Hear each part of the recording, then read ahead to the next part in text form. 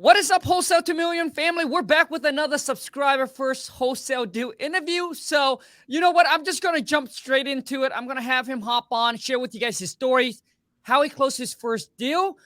So anyways, if you enjoy this video, please be sure to show your boy and King Kong and my guest some love. Boom, smash that thumbs up. If you're new to the channel, be sure to boom, smash that subscribe button. All right, and make sure you turn on the bell notification so when I upload a new video or when I go live, you get notified. Also, too, if you recently closed your first wholesale deal, you can DM me on Instagram at Real King Kong. Show me proof of your check. I love to bring you on an interview like this to give back. For those of you who's struggling trying to get your first deal, I want you to get a pen and a paper ready to take some notes, because I'm sure Matt is not going to hold anything back. He's going to drop you guys all the nuggets and all the bomb. But Matt, how much is your first wholesale deal, bro? So I ended up netting a little under 10,000 for my first. Yeah. Dude, I'm telling you, man, some people that are watching this, $10,000 can change your life. Dude, can change a lot of people's life, man. So, first of all, Matt, I want to say thank you so much for coming on, man. I really appreciate it. Well, thank you for having me. I'm happy to be here. Yeah, dude, that's awesome. So, Matt, when did you discover wholesaling, man? So I've been a real estate agent for a little bit over a year, and I've always kind of heard about wholesaling. Never quite really understood what it was, but then started slowly kind of getting exposed to the world. I started doing research and obviously came across your channel, and it kind of gave me some of the motivation to go out there and start trying to see what I could put together. Let's go, baby. Yeah. So Matt, when did you initially start? Like actually start diving in and all that? So for wholesaling, I first started taking it seriously in January. In January of 2022? Yes, of this year. Dang, so this is dude, nice. And then when did you close this deal? I closed it a few weeks ago, so about three weeks ago or so. Dude, I'm sorry. Go ahead. I was gonna say it felt incredible. You know, it's almost like, you know, my eyes have been opened to a whole new world, a whole new side of real estate, and it's, you know, very exciting for the future. It's man. So how is it being an agent compared to now, you know, being a wholesaler? Is it any different? It's, you know, I think that one of the easiest ways to describe it is that we can wear two hats as an agent and a wholesaler. So if you come across a seller that might not be totally ready to just, you know, sell at a deep discount, you could also help them in a way of being an agent and listing the property for them too. But it all depends on obviously the person's circumstance and what's motivating them to sell. Gotcha, man. So Matt, what is your plan now? Are you gonna be still doing your agent stuff, and are you gonna still be wholesaling at the same time, or are you gonna pick and choose one or the other? Well, I want to transition most of my business to wholesaling, just because I've, you know, seen the possibilities that are out there when it comes to it. But of course, I'm always still happy to help people out, you know, if they're looking to buy or sell. Nice, man. And see, the thing is, I think a lot of people don't understand, like, as an agent, most people come into a property and like, hey, how can I help this person list their property? But instead, you know, you should think about other options. For example, like wholesaling, or, hey, maybe I can buy, fix, and hold this property for long term. Because you got to understand, transaction only make you rich. But if you want to get wealthy, you got to start keeping some of this baby, right? Yeah, that's definitely, I'm using wholesaling as a vehicle to get me to that buy and hold status. Trying to just build up some capital in order to be able to, you know, do a BRRRR method or something like that. Yes, smart, man. I mean, you know, that's the one thing that when I first started out in real estate and then I start stacking up the cash, but then I didn't. I wish if I would have go back, I would have started keeping some of this property. But let me tell you this, even till now that I just discovered Airbnb, so this might be like a whole different conversations. Because long-term rental, let me tell you, like Airbnb start to really pop up. And those of you who's watching this, don't worry. I'll let Matt get into breaking the wholesale deal down for you.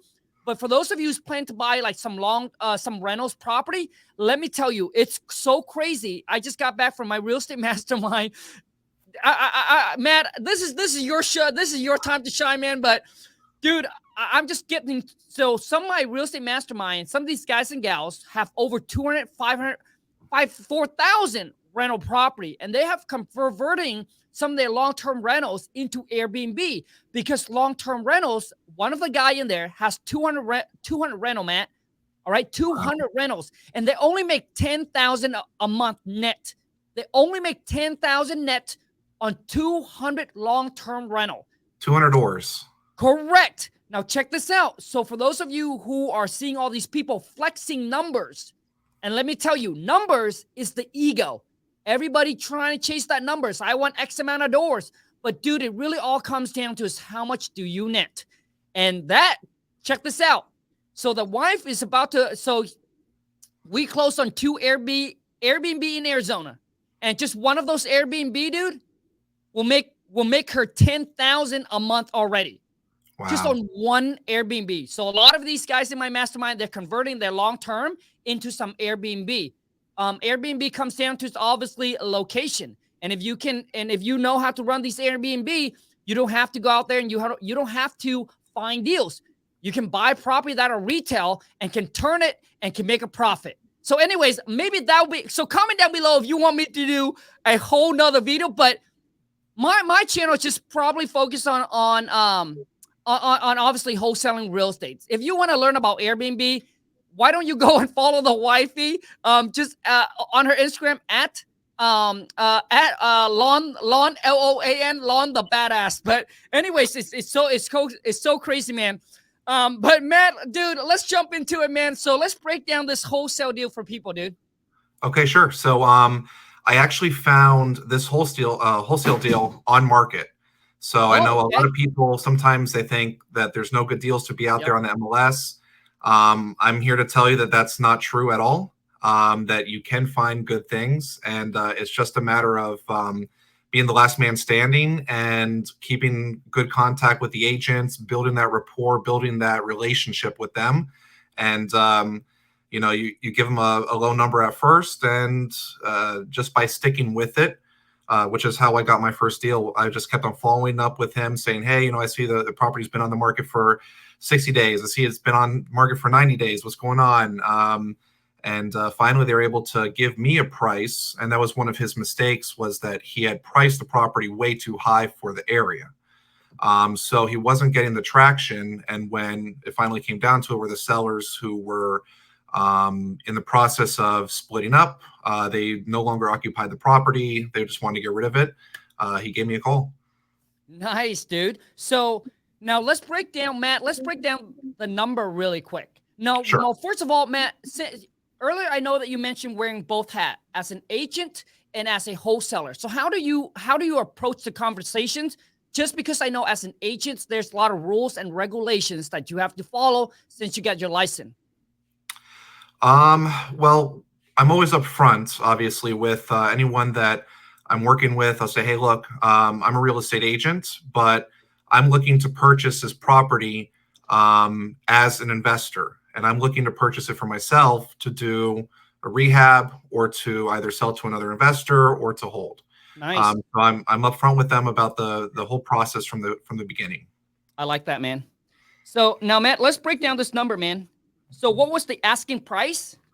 The asking price was, I think, $399. Okay, so $399, and was that the listing price? That was the listing price, yeah. And how long was it listed for? It was listed for, I want to say, 70 days. Nice. Somewhere around there, just under 3 months. Got it. Okay. So I want to squeeze in a little tip. For those of you, if you want to hunt for on-market deal, okay, typically you want to filter it out, fix and flipper or investors needed or investor deal, something like that, and also target anything that are 60 days or older. So 60 days or older, when it's been on the market for that much period of time, the longer the better. which means at that time the seller is getting, more motivated to get rid of the property the longer it is on the market. Okay, got it. Okay, so asking price is $399, and what was the rehab cost, Matt? Well, I was estimating the rehab to be um, anywhere between 15, 20,000. Nothing. It wasn't a very extensive rehab that was going to be required for it. So I knew it was prime for the end user to come in, just do a little bit of paint, a little bit of touch ups, and it would have been, the ARV was, I think it's about 350 to 375, depending on who's the buyer is. Gotcha. So ARV is 350 to 375. Yeah. Mm-hmm. Gotcha, bro. Okay, and the rehab is about 15 to 20. And what do you got under contract for? I ended up negotiating the contract to be 282.5. 282.5. Now, how do you come up with that? I had originally offered, I think I started around 250. They came back, in the threes, 315. I told them I couldn't do it. And that goes back to being what I said earlier about being the last man standing. So, it was a couple weeks before I heard from him again. He came back to me and said, hey, could you do 300, 305? And I said, well, we went back and forth and we just ended up agreeing at 282.5. Dang. So you got him to come off how much? What is that? 117.5 or something? Dang. 118.5. So those of you, if you're making offer on market, like don't get embarrassed about your offer. If you're not embarrassed to make the offer is probably not low enough. Like if you're scared to push the button to like send them the offer, it means that it's probably not low enough. And a lot of times, like if you don't take the shot, you pretty much miss all of it. So make sure that you take the shot, make a lot of offers. I mean, real estate's all about the numbers game. Exactly. And I try and make at least 5 offers per day.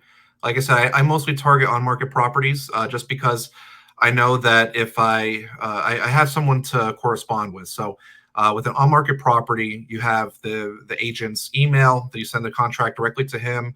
You have their phone number. You could call them, text them, follow up, and say, hey, what's going on? What do you think about the offer? And you can start that relationship building with them because their job is to answer the phone. A seller who might be in distress, their job is not necessarily to answer the phone. And a lot of times, you might get some pushback from them. Absolutely. Now, dude, Matt, this is going to be a great video for those of you who always ask me, so Khang, can you wholesale property that are on market? And obviously, the answer is yes. So, Matt, now the listing agent, how do you go about with the listing agent since you are going to wholesale this deal? So I was upfront with him, and one of the tactics I use is by telling him, look, I'm licensed, I'm a real estate agent. However, I don't want any of the commission. I tell them up front, I say, look, we make our money on the sell side. I don't want to take any money from you. Your commission is yours. You earned it. And, that's for you. So first and foremost, yeah, that number might be smaller, but, I don't want any of that. It's not going to affect your bottom line. And if anything, an agent might rather get 100% of their commission rather than having to split and only get half of it, even though the offer, the number is lower. Boom. Okay, let me hit the button here. That's right. So a lot of you ask me, so Khang, what is in it for the listing agent to go with you? And Matt just dropped the bomb. So you just got to let him know, hey, we just won the deal. You keep the commission, man. Now, Matt, okay, so now let's talk about how do you find the buyer for this deal? So I actually found the buyer for this deal by just by networking with other agents. So as I told you, I make a ton of offers, and 99.9% of the time they get shot down. And so one of the agents that I had just recently kind of been in the running with for another property ended up not being able to get it because I think he was working with an investor that was able to come up a little bit higher than me, and I couldn't buy the property for low enough to then wholesale it. So we had a really good rapport, and I remembered him saying to me that he and his partner do fix and flips too. So I said, I had that in the back of my head, and I said, let me call this guy up and see if he'd be interested. And just by talking to other people and building that connection, you know, I was able to source the buyer for my deal. Love it, man. And some of you that are watching this, like, you underestimate the power of networking and working with other realtors. Realtors got some really good buyers, and if you can build relationships, there's realtors that will bring you pocket listing, which means before they list the property, they'll bring it to you so you can make an offer on it, so you can see if you can make the deal. So it's like an off-market deals. Those are some of the best deal ever, and it's free. You don't have to spend any money on marketing. And when I first started, a lot of my deals, you know, are coming from networking with realtors and building relationships. And, you know, on holidays, I send them gift cards. I send them chocolate. You know, obviously, just being able to build those relationships, it's gold. Now, okay, so Matt, so you got under contract for 282, man. How much did you send out to the buyer for? We ended up agreeing at 299. 299. Got it. Okay. And how long did it took you to find the buyer? I found the buyer almost immediately, just because it was so fresh in my mind from dealing with this other. He was a broker, but you know, he had the listing on a property I was trying to get under contract, and just having that conversation, it was almost instantaneous. You know, he said, "Hey, shoot me over the property address." I went over. I had a Google Drive full of photos I sent to him. He said he was interested. Went and saw the property, and we locked it up, you know, that day. Love it, Matt. So now, Matt, for the contract, did you use the MLS contract or did you use a wholesaling contract since this property is listed? I used the Florida bar contract. Okay, the contract. Okay, and what did you what did you have to put in that contract for you to be able to actually wholesale this? I actually didn't. Well, I mean, there is a box that I checked that gives us the ability to sign a contract. Perfect. And in Florida, it's that you can assign but not be released from liability. So I always check that box to give me options if I need it. However, this one I actually did a double close on. Oh, you decided to do a double closing on this one? Correct. Why do you decide? Oh man, why did you decide to double close instead of assign? Because I didn't want the end buyer knowing how much I got it under contract for. Since the spread was going to be almost 20,000 or so, you know, sometimes that creates issues with sellers showing up to closing or buyers showing up to closing. They want to come in at the last minute and say, you know what, this assignment fee is too much. You know, for an assignment to go well, I would probably want to do it more with someone that's not quite so seasoned. So maybe direct homeowner kind of thing. I see. So Matt, so so on this deal here, was it your concern of the buyer finding out, or is it on more the realtor or the seller finding out? It was the realtor or seller finding out. That was my my motivation behind doing the double close. Sure. I understand. So, but you were upfront with the agent that you were going to wholesale this. Correct. He knew the entire time. I said, you know what, I'm going to either try and get hard money and do it myself, or I'm going to sell it to another investor. So he knew. Okay, got you. Okay, and then but then you were still worrying that he'll find out because of the spread, or that the sellers would.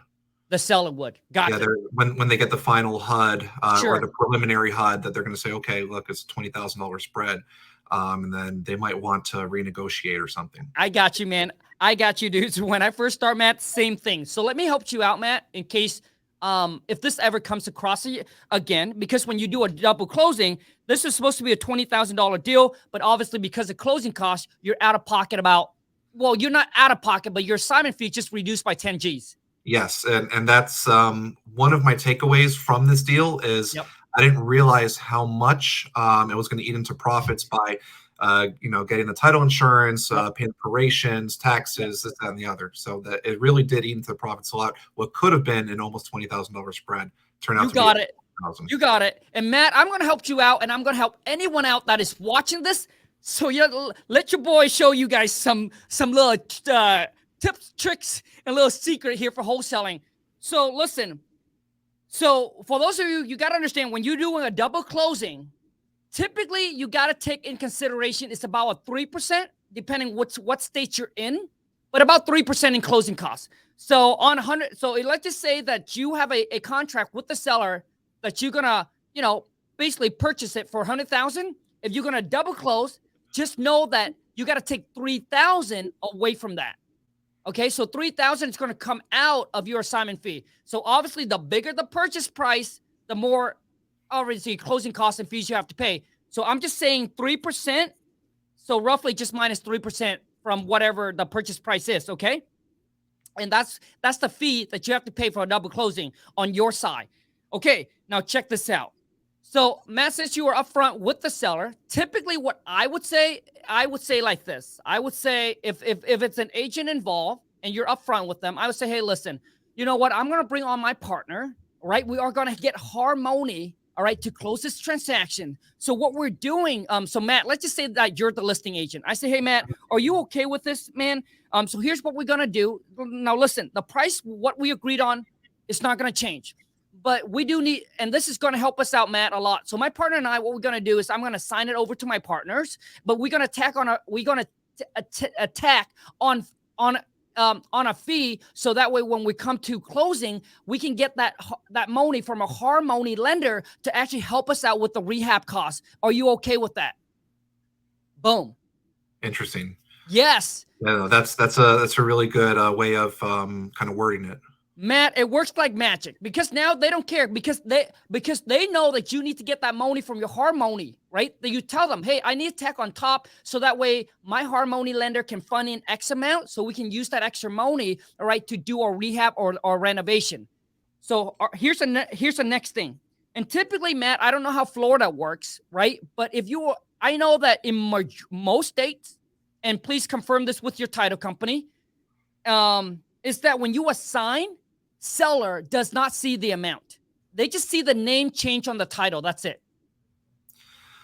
I think that they would see in Florida, I think that there would be a line on the closing disclosure of the HUD that would say assignment fee, and it would say, however much it was.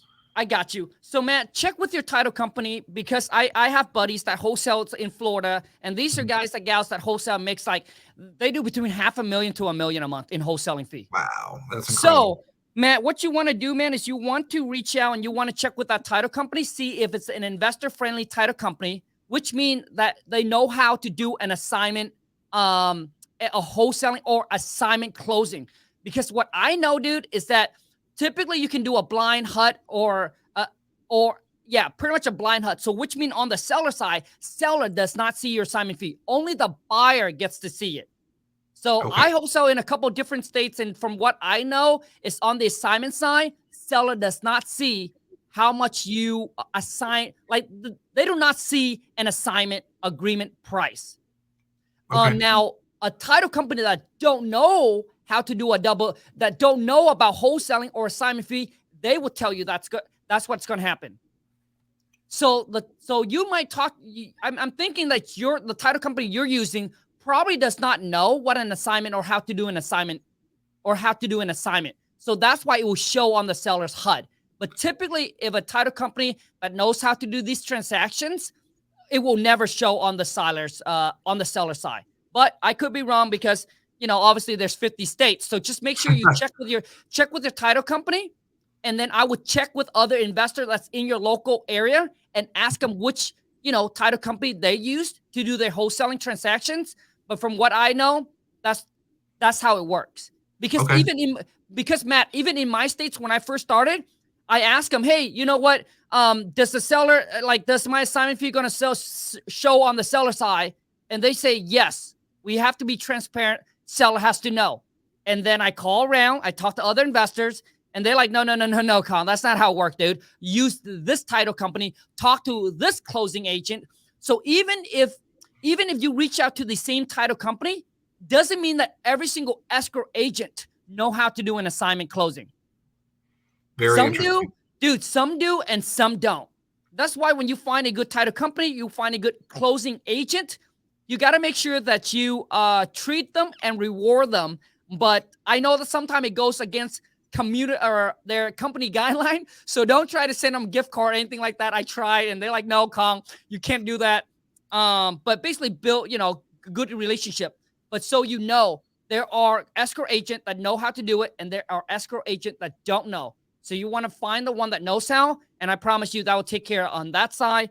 But if you ever run into it, you can also use the other tactic, Matt, and it works, dude. It works like magic. Okay. So if the seller ever blew up, even you do directly or non-directly with the listing or not or off market, if they find out, you just tell them. And it happens to me. And I tell them, I say, listen, we need that amount to rehab, and we need to put that on there. We need to tack on top of the fee so our lender can provide us that with the rehab money, man. Okay, great. No, thank you for the advice. I definitely am going to start looking into other title companies and see what I can find out from that. Absolutely, man. And absolutely, man. I mean, I just appreciate you taking the time to jump on and to give back and to do this, because obviously you don't have to, but you're giving up your time to do this. So I'm sure that the viewer, I mean, I truly appreciate it, man. Thank you so much.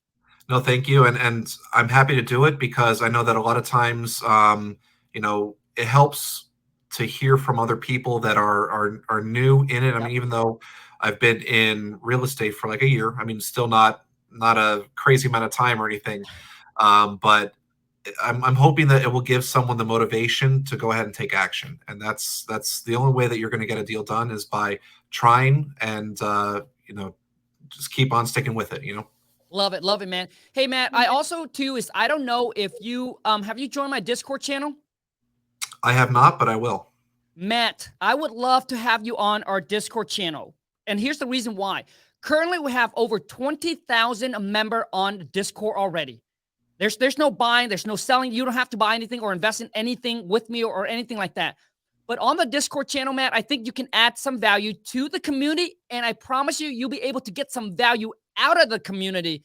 Because, dude, I've been grinding and pulling all my social media following under one roof for you, the viewer, whoever's watching this, to network with completely for free. There's people on there, Matt, that are doing deals together, JVing.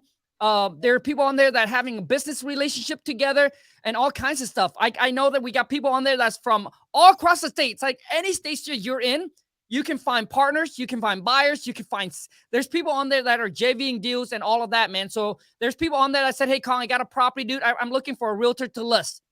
Boom. So, awesome. Dude, I'm opening up the network completely for free, Matt. And everyone that's watching, all you need to do is go to tmcnftproject.com or just go to the link in my bio. But Matt, how can people connect with you beside on Discord now, dude? Do you mind if I give my Instagram handle? Anything, bro. This is your time to shine, bro. You can find me on Instagram at Matt P Realty. Matt, M-A-T-T? Yes. P as in P Realty. P as in Peter. Mm-hmm. Right. Got it. Realty. Got it. On IG, and then you can also find Matt soon on Discord. Yes, you can. Matt, now let's wrap it up. What are some tips, feedback, or advice? Being in the game for over a year now, what can you give back to those that are watching that are trying to get their first deal, man?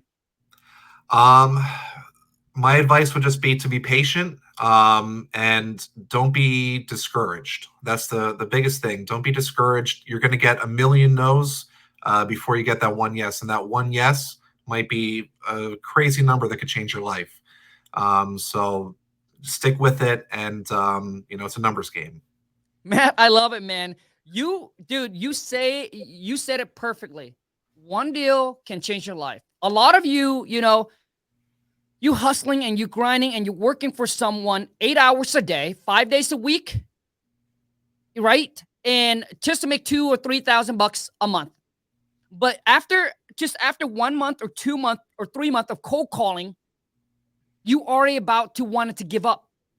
But listen, if you make $2,000 a month times it by 3 months, 2, 4, 6, that's $6,000. Matt just closed on his deal for 10 G's. My average wholesale deal is $20,000 to $25,000. Imagine that. Imagine spending the next 3 month or 4 month cold calling, but you get 1,000 no's. But Matt just said it. You need one yes, and if you that one yes, boom, makes you 20,000 or 10,000. Guess what, my friend? You have like all those months that you spend, It's worth it. And plus, now you know the process, and you have the knowledge to go out there and just duplicate and do this over and over again for the rest of your life. And once you have the knowledge, you know the process, you can teach your friends, you can teach your families, you can start changing lives. Man, making impact.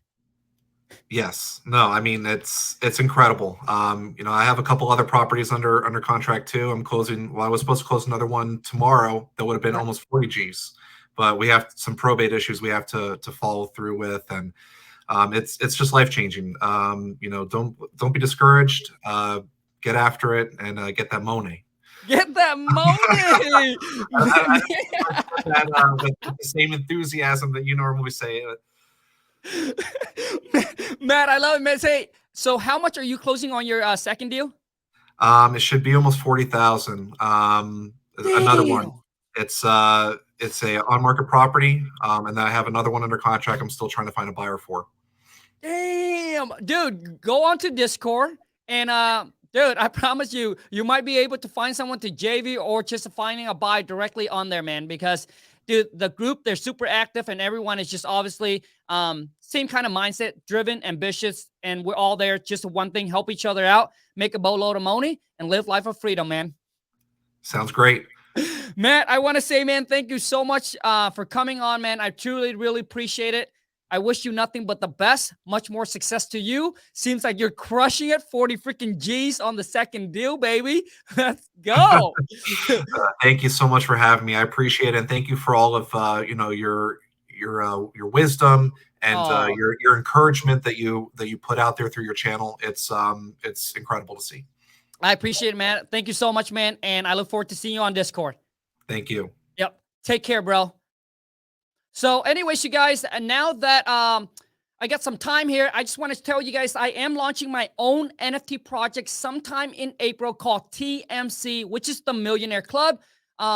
Basically, if you want to find, we are going to have utilities. We're going to have perks, a roadmap to my NFT project. And some of the perks and utilities are going to be related, all right, to real world asset. One of the things I'm doing is I'm giving you access to my multi-million-dollar network. So what you need to do is all you need to do is focus on finding the deals, and I will link you up with a buyer, because my buyers are people that are in my real estate mastermind. We have them in all across the states. These guys and gals, like, they don't do small volume. They do big monster volume. They wholesale, like I said, hundreds and hundreds of deals per month. And I'm going to give you, all right, that Rolex, that index, right? The connection to that network. And once again, you don't need to buy or invest in my NFT project at all. But if you want to find out more on how to get on the whitelist, we just released that, how to get on the whitelist, how to invest in the TMC. I want to build a solid community, bring together just some of the most driven and ambitious entrepreneurs on the planet, and hopefully help you become the next millionaire. All you need to do is go to tmcnftproject.com. Once again, you don't need to invest in my NFT project. If you just want to go there for the free networking, it's completely currently free right now for you.